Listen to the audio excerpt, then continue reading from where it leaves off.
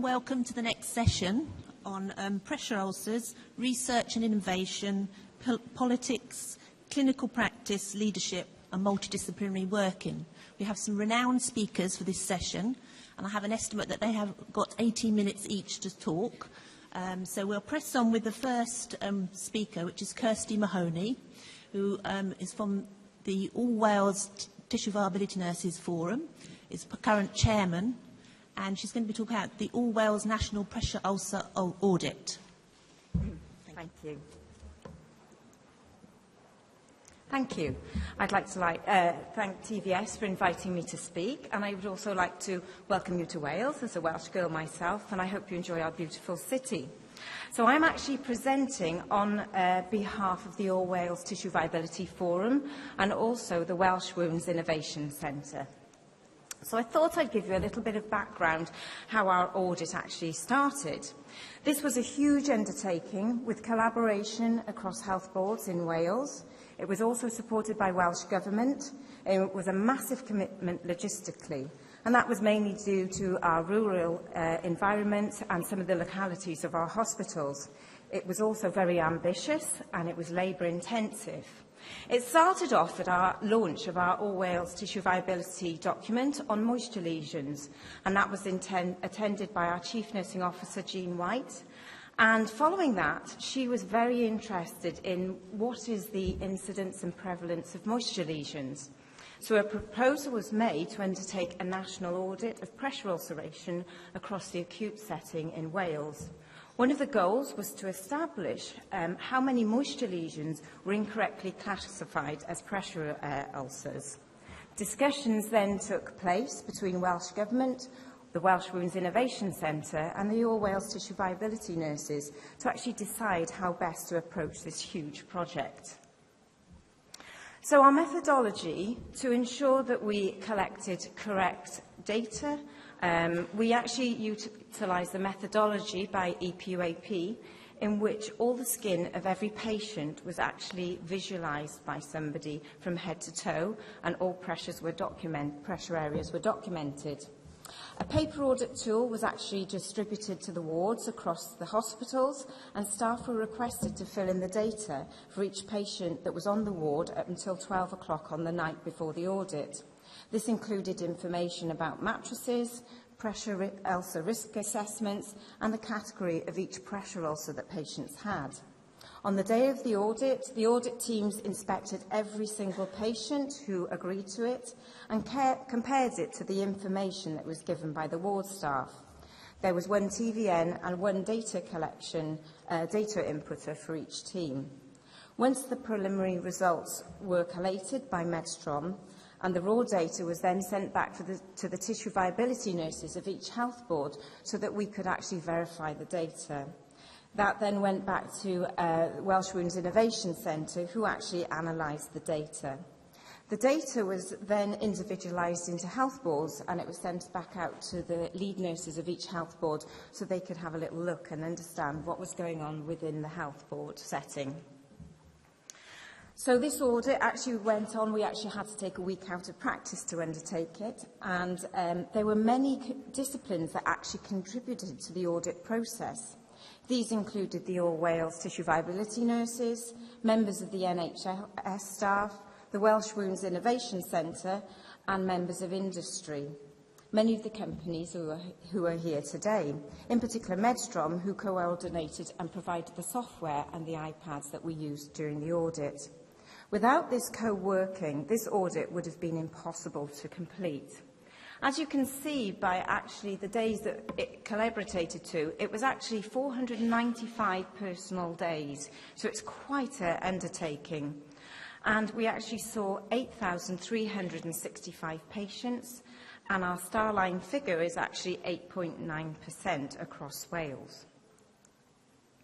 If we look at the demographic data, this is broken down into health boards, just to show you that actually the demographic data across health boards was very, very similar, in that most of the patients were elderly female in that 80 to 89 age group, and most of the patients seen were in the medium to high risk categories for developing pressure ulcers. So if we actually look at some of the results, as I say, our headline figure was that pressure ulcers have an incidence and prevalence of 8.9 across Wales. Thankfully, most of the patients had lesser severity ulcers, that's category 1s and 2s, with, as you say, some patients with category 4, unstageable and deep tissue injuries. The number of patients who actually agreed to have their skin investigated was actually 64%. And the reasons for no skin inspection, we included our mental health patients, but obviously we didn't inspect their skin, and that's due to consent issues. But we had 684 patients who actually declined to have their skin inspected. If we look at the body site where most severe pressure ulcers occurred, not surprisingly, the most pressure ulcers developed on the sacrum, followed by the heel, the buttocks, and other regions was also included. When we look at what actually was happening in practice, 18.2% of patients had a pressure ulcer that was discovered by the audit team. Also, we found that 18.2% of pressure ulcers were incorrectly classified by the ward staff. Now, I know these figures are the same, and that's just a fluke. It's just how the figures came out. But it shows that a high percentage of pressure ulcers are actually being incorrectly classified. If we look at the bottom figure, actually 107 of those patients actually had missing classifications. So when we had the paper audit tool, the ward staff hadn't actually classified. So we can't say whether what they were seeing in practice was correct or not. Surprisingly, we only had 33 medical device-related pressure ulcers. When we look at moisture lesions, we actually found that 4.3% of our patients actually had moisture lesions, which we were all quite surprised about. But we were really happy to see that no moisture lesions were reported as pressure ulcers, and only 6 patients had their pressure ulcers reported as moisture lesions. Just go back there. We did actually look at mattresses and risk assessments, and I didn't include that on the slides. And we did find that most of our category 1s and 2s were on foams and static overlays. But we did have 142 patients with category 1 and 2 pressure ulcers were actually on dynamic systems, which could indicate that we are overusing our dynamic systems. However, that's probably another piece of work that we need to look into. We did actually collect some data on other wounds on our inpatient patients. This was actually included on the audit form, so these weren't checked by the audit team, so we obviously can't verify the etiology of the wounds.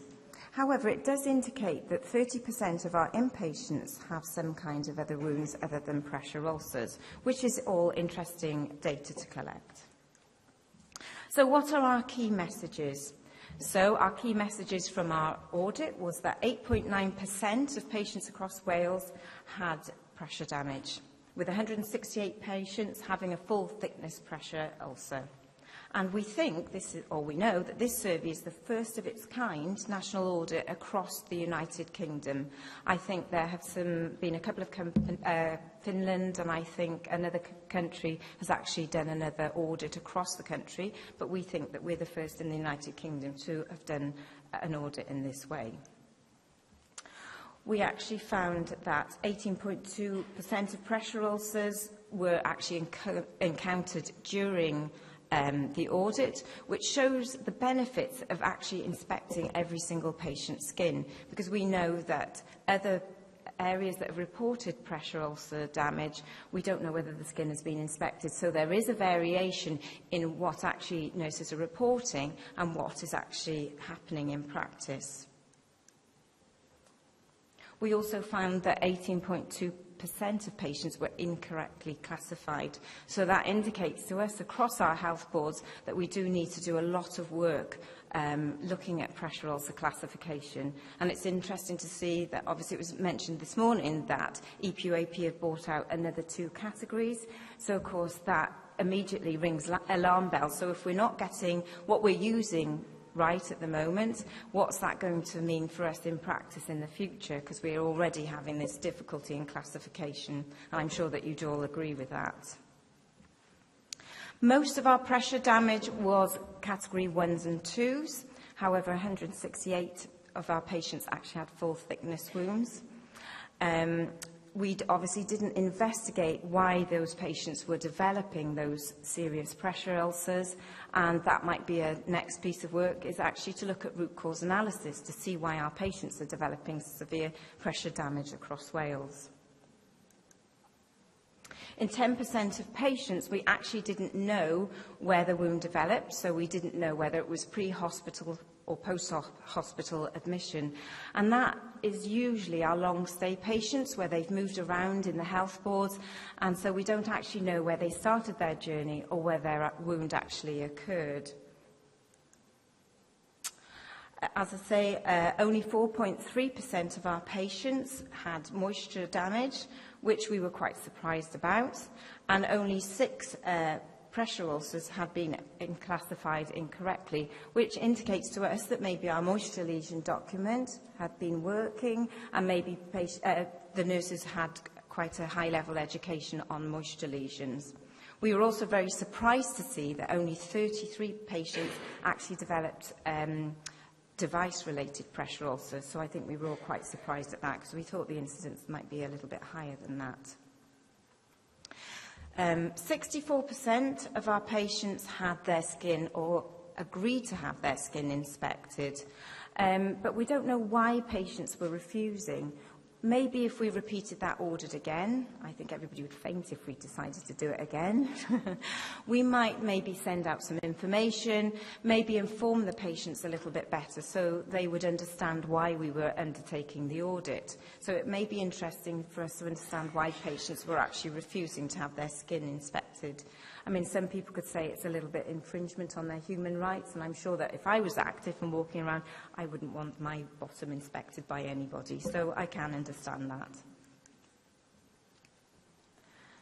So, in conclusion, this collaboration between industry, the Welsh Wounds Innovation Centre, NHS, makes this truly a unique piece of work. And I think the information gained from the audit has been an important learning opportunity for Wales. With our consistent methodology used, we can be confident that the data presented is a true representation of pressure ulcers and moisture lesions across Wales.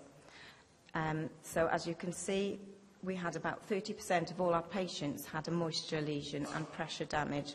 So it's quite a high prevalence. So we're hoping that we can use some of this information maybe to get some more tissue viability nurses, and also get some more education and training out there in the future. Diolch. Thank you for listening.